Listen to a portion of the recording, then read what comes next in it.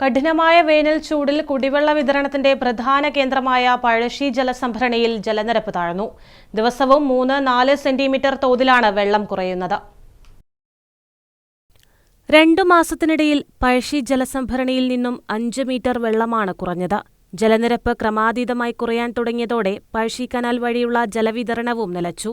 ഫെബ്രുവരി ആദ്യവാരം 26.52 മീറ്റർ സംഭരണശേഷിയുള്ള പഴശ്ശിയിൽ ഇപ്പോൾ 21.46 മീറ്റർ വെള്ളമാണുള്ളത്.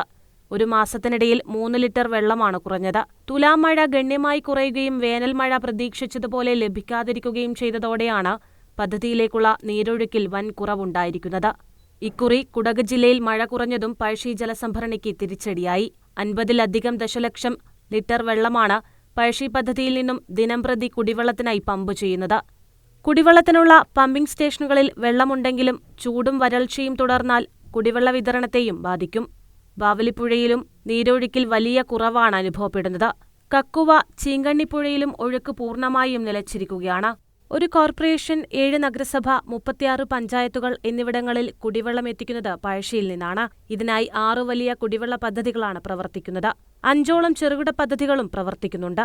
250 ദശലക്ഷം ലിറ്റർ കുടിവെള്ളത്തിനായി ദിനംപ്രതി പദ്ധതിയിൽ നിന്നും പമ്പ് ചെയ്യുന്നതും ക്രമാതീതമായി സംഭരണശേഷിയിൽ കുറവുണ്ടാക്കുന്നുണ്ട്. പദ്ധതിയിൽ നിന്ന് പമ്പ് ചെയ്യുന്ന വെള്ളത്തിന്റെ 1/3 മാത്രമാണ് ഇപ്പോൾ നീരുറവകളായി പദ്ധതിയിലേക്ക് എത്തുന്നത്.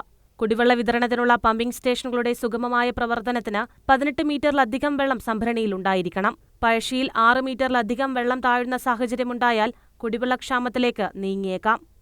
News bureau, Mattannur.